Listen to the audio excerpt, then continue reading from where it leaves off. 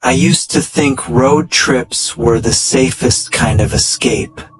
Windows down, music loud, a straight open road where nothing could touch you. But the first story I'm about to tell you ruined that illusion for me forever. It happened 2 summers ago on a late-night drive through a stretch of highway so empty it almost felt abandoned. I wasn't alone. My cousin Daniel was in the passenger seat, half asleep, scrolling through his phone. The sky was dark, the moon low, and the only sound was the hum of the tires on the asphalt. It should have been peaceful. Instead, it felt like we were driving into something that didn't want us there. It started with the headlights behind us. At first, it looked like a normal SUV keeping its distance. Nothing strange. But then, without warning, it sped up and glued itself to our back bumper. I tapped the brakes lightly, hoping the driver would get the hint. But the SUV got even closer. Daniel sat upright immediately, muttering something about crazy drivers. But there was something else, something off. The SUV had no front plate, no stickers, no visible damage. Just a blank, silent machine following too close in the middle of nowhere. I switched lanes. The SUV switched lanes. I slowed, and then it flashed its high beams once. Just once. But it felt intentional. Daniel turned around to look, and suddenly he whispered, "Bro, I can't see anyone in the driver's seat." I told him it was just the glare, but even I wasn't convinced. The road stretched endlessly ahead, and every mile the pressure in my chest tightened. I pressed the gas, pushing the car faster, but the SUV matched us perfectly, as if it anticipated every move. That's when I realized this wasn't random. Whoever or whatever was behind us had chosen us. I tried to convince myself it was just some reckless driver messing around. But the longer it stayed behind us, the more deliberate everything felt. Finally, after nearly 15 minutes of non-stop tailing, the SUV suddenly drifted into the opposite lane and began pulling up beside us. I gripped the steering wheel so hard my palms hurt. Daniel held his breath as the vehicle aligned with our window. I forced myself to look slowly, carefully, expecting to see some angry man yelling or a prankster recording us. But the window was pitch black, like it had been tinted far beyond anything legal. No outline, no movement, just a void. Then the SUV honked. One long, low blast that echoed across the empty highway. I felt it in my chest. And before either of us could react, the SUV jerked toward our lane, swerving dangerously close. Close enough that I felt the wind pressure slam against the side of our car. I yanked the wheel and the tires screeched. But somehow I kept control. Daniel shouted for me to take the next exit. And when I saw the sign for one barely half a mile away, I didn't hesitate. I veered off the highway, heart pounding, expecting the SUV to follow. Didn't. The instant we took the exit ramp, the SUV slowed down on the main road, then rolled to a complete stop. No pursuit, no turn signal, no movement at all. It just sat there, idling, facing forward like nothing had happened. We coasted into a deserted gas station, both of us shaken. Daniel kept watching the highway, swearing the SUV would appear again. But it never did.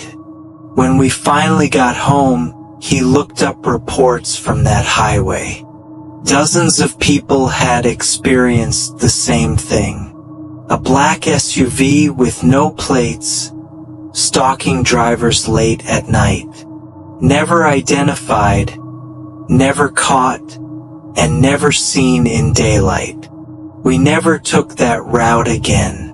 The second story comes from my friend Lisa, who thought a cross-country drive with her boyfriend would be romantic. Just the two of them. Mountains, forests, and empty roads. They had rented an old RV for the trip, thinking it would be cozy and fun. Everything seemed perfect at first. Campfires under the stars, music playing as they drove through small towns. The nightmare began one evening in the remote stretches of the Pacific Northwest, hours away from the nearest gas station. Darkness fell early, and fog rolled over the road in thick, suffocating layers. As they drove through the winding roads, Lisa noticed something strange in the rearview mirror. At first, she thought it was a hiker who had gotten lost. But then the figure started to move strangely, keeping pace with the RV, even though it should have been impossible to match its speed. Her boyfriend, Tom, laughed nervously and said she was imagining things. But Lisa swore the shadowy figure seemed to glide, never breaking stride, never losing sight of the RV. The more they drove, the more the fog thickened, until the world outside seemed to vanish completely, leaving just the two of them and the silent watcher behind them. Hours passed, and the figure didn't disappear. It remained there, just visible enough in the dim fog to make every second feel unbearable. Lisa tried to snap photos with her phone, but the figure always vanished the instant she looked away. Panic began to set in when the RV's radio started cutting in and out, static-filled whispers barely audible over the engine. Words she couldn't understand, like faint warnings from the unknown. Tom tried to laugh it off, but even he admitted he felt something profoundly wrong. They finally pulled off at an abandoned rest stop, lights trembling across the fog. When they looked back down the road, the figure had disappeared, leaving no trace, no footprints, nothing but the chilling memory of being followed. The third story is mine, and it's the one that made me swear off long drives forever. I had decided to take a solo trip along the Midwest, hoping to clear my mind and enjoy some alone time on open highways. The sun had just set when I left a small town, heading toward the next city a few hours away. The road stretched endlessly, flanked by cornfields that swayed eerily in the night breeze. The only light came from my headlights, carving a narrow tunnel through the darkness. About an hour into the drive, I noticed something in the distance. A car following me, lights dim, keeping pace no matter how I adjusted my speed. At first, I thought it was coincidence, but it didn't matter whether I slowed down or sped up. It stayed behind me unyielding. I took an exit, hoping to lose it among side streets, but it mirrored every move I made.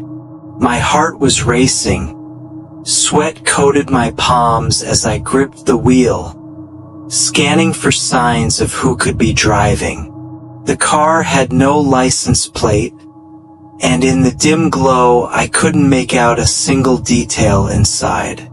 It was like a shadow, a presence rather than a vehicle. I tried calling my brother to tell him what was happening, but the signal kept cutting in and out. Panic set in when the car honked once. A long, slow honk that seemed timed with my heartbeat. That's when I realized it wasn't random. Someone was deliberately tracking me. I forced myself to stay calm, taking the next gas station exit and parking far from the pumps. The other car continued down the highway, disappearing into the night as if it had never existed. I didn't sleep that night. I watched the road from the gas station windows, half expecting it to return. When I finally reached my destination the next morning, I checked with local authorities. Apparently, there had been reports of a similar unmarked vehicle following travelers along that highway. No one ever caught the driver. No one knew who they were or why they did it. The thought that someone had been so deliberately stalking me, orchestrating fear and vanishing without a trace, stayed with me long after.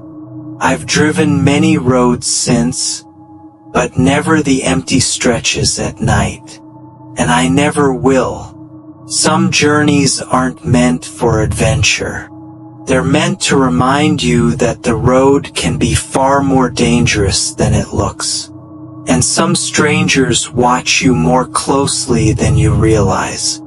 Never underestimate the silence of the night. If this story sent chills down your spine, just write Midnight Archive in the comment. And don't forget to subscribe it. No one ever caught the driver. No one knew who they were or why they did it. The thought that someone had been so deliberately stalking me, orchestrating fear and vanishing without a trace, stayed with me long after. I've driven many roads since, but never the empty stretches at night. And I never will. Some journeys aren't meant for adventure. They're meant to remind you that the road can be far more dangerous than it looks. And some strangers watch you more closely than you realize. Never underestimate the silence of the night. If this story sent chills down your spine, just write Midnight Archive in the comment. And don't forget to subscribe it.